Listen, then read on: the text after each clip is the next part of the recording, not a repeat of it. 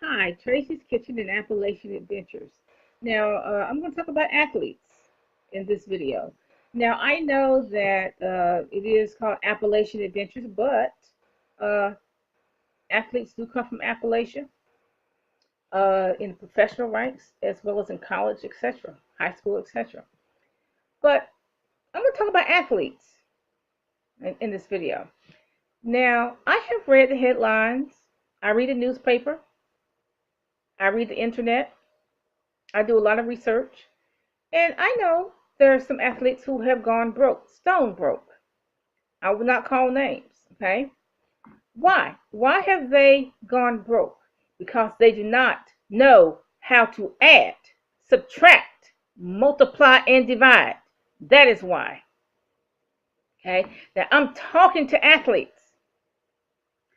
Now, if you don't know how to add, subtract, multiply, and divide, I'm suggesting that you get a tutorial. You can get homeschooling, you can get the homeschool tutorials. You can really go on the internet and get free tutorials on how to add, subtract, multiply, and divide.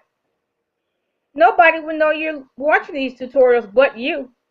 Okay, so it's nothing to be ashamed of because you're not the only one who does not know how to add, subtract, multiply, and divide. You're not the only rich person who doesn't know how to do that. Okay, I have seen poor people become rich. Now, I'm not talking about a chandelier in every room. That's not the kind of rich that I'm talking about. I'm not talking about things. I'm talking about people who have their own house, paid for, not borrowed against, not borrowed against their own house. They have their own apartment, or they have their own apartment. They take a vacation when they want to. They go shopping for food. They go buy what they want to. They go shopping at the stores whenever they want to. Okay? Why is that? Because at some point, these poor people have learned to add, subtract, multiply, and divide, regardless of the amount of children that they have had. Okay? I have seen rich people become poor, plenty of them. I've seen celebrities become poor, preachers, pastors to this day. Why? Because these same people do not know how to add, subtract, multiply, and divide. So you see the athletes are not the only ones who don't know how to do that. Some preachers are making 300K plus, 300,000 plus per year, and they still broke, but they're not going to admit they broke. They can't even afford to send any of their children to school, to college, and been making a high salary for a long time. But you know what? These pastors are never going to admit that they are broke, least of all to the congregation. Now, a lot of athletes leave money management to other people, which I think is a mistake because these other people may not know how to add, subtract, multiply, and divide. And besides that, there's a whole lot of opportunities to steal money. Okay? So what is the athlete's game plan? What I'm talking to athletes mainly. What is your game plan? Okay? I'm suggesting that you dedicate 2 to 3 days per week to watch your money and to count your money. There is no shame in that game because look, you can buy a fantasy life for $10 million. You can buy a fantasy life for $100 million. But the truth is, the fantasy world of an athlete will end. All you gotta do is break a leg, have an injury, anything can happen. Okay, that fantasy world can and will end. Let's just say that your net income is 10,000 per month. Okay, which I know is a low ball, and you make more than that. But let's just say I'm just using this as an example. Let's just say it is $10,000 a month. I'm suggesting that you live like you're making 4,000 a month. Okay, you put $500 in your IRA, $500 in your spouse's IRA, $200 in the bank for each of your children every month. You do this every month. Put it in trust for your children. In trust until they're 18 years old or 21 years old or even 30. It won't hurt you to get a trust fund. Go ahead and pay the lawyer to do it. Okay? You can put all sorts of things into a trust fund, property and money, etc. If you buy a house, pay cash for it. Buy a car, you pay cash for it. Furniture, cash. No debt. Now, if you go buy a $72,000 truck, I'm going to show you a broke person. Stupid enough to go buy a $72,000 truck. Now, let's face it, most athletes are not going to stay married long. They're not. So that's why I say you may as well start giving your spouse $500 a month in her IRA. Because in the divorce proceedings, she's going to get half, if not all, of your assets. Okay? So you may as well start giving her some money now. And maybe you won't get cleaned out during the divorce proceedings. Okay? I would encourage your spouse to get a career, because your money, your crazy money that you're making as an athlete, is not going to last forever.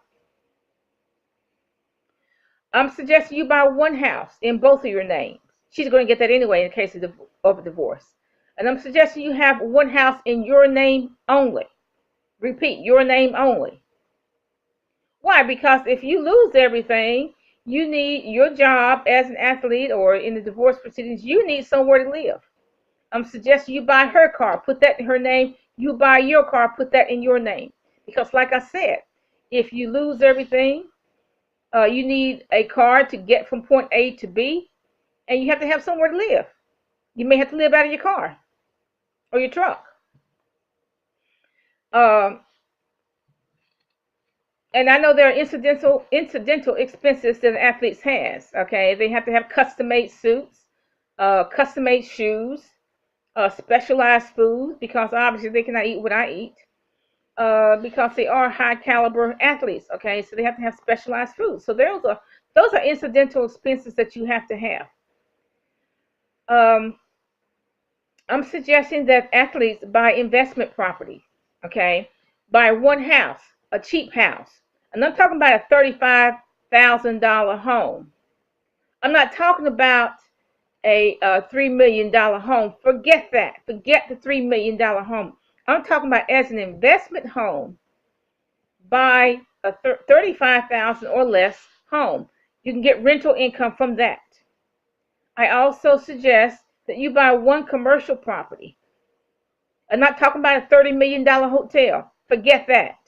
I'm talking about a $200 hotel, $200,000 hotel that somebody just wants to get rid of. And you can rent each one of those units to poor people, because let's face it, it's going to be poor people that stay in the hotel. Okay? So you can find a lot of these inexpensive properties in Tennessee, North Carolina, Virginia, West Virginia, Ohio, Missouri, just different places. You have to do your research. Get on Google and just research the properties, or Zillow. Okay? Now let's talk about charity and churches. There are some tax advantages to donating money to charity or to churches. So you're just going to have to decide what you're going to do with that. But there are tax advantages to doing that. Okay, now if your family is poor, if you're a super athlete and you come from a poor family, it would be the right thing to do if you help those families, get them an inexpensive house, with a functional house or a condominium. If you have young people in your family who are kind of poor, I'm suggesting that you pay for their tuition to maybe vocational school or technical school, because they have to have the means by which to make a living after everything is over with. You don't want to have freeloaders. Okay, give me money here, give me money there. The best investment you can make in poor relatives, particularly the young ones, is to give them an education. Like I said, a vocational school or tech school, something like that. I don't know when the retirement age is for an athlete, but you may as well start planning on retiring in your 30s or 40s. Okay, I don't know when the retirement age is. It's different for every last one of them. Okay, I'm suggesting that you buy these cheap properties once per month or once per year. Raw land, just 2 or 3 acres. Tax delinquent property, abandoned properties that nobody wants, the city does not want. You have to understand, the city does not want these abandoned properties. Okay. at some point you do have to stop spending. Okay. Even the Bible says money is like wings, that it gets its wings and just fly away. Okay, so at some point, you have to stop spending. Okay, because once that money's gone, it's gone. You're gonna have to stop buying the bling. Okay, because nobody's looking at it anyway. I know I'm out here in the real world. Nobody's looking at the bling anyway. Okay. I haven't said anything about the stock market because, in my opinion, the rules change too fast. I mean, uh, they change on an almost monthly basis. Just when you understand one concept about the stock market, the rules change. Okay, so you have lost your whole investment in the stock market. Too bad. Huh? You just broke. Okay, so I'm sorry to hear about all the athletes who are broke, but you know what? You got to watch your money. Like I said, I am suggesting that you take 2 to 3 days out of the week, every week, to watch your money and count your money. Set some limits on what you will spend and what your family will spend. Set some limits, but save for yourself, save for the future, save for your children's future. Buy investment properties. And like I said, buy one house that's in your name only. Because like I said, if you go through a divorce, you're gonna get cleaned out. You have to have somewhere to live. Buy a car that is in your name only because you have to have a car to get from point A to point B. So have a nice day. Have a nice day to all the athletes.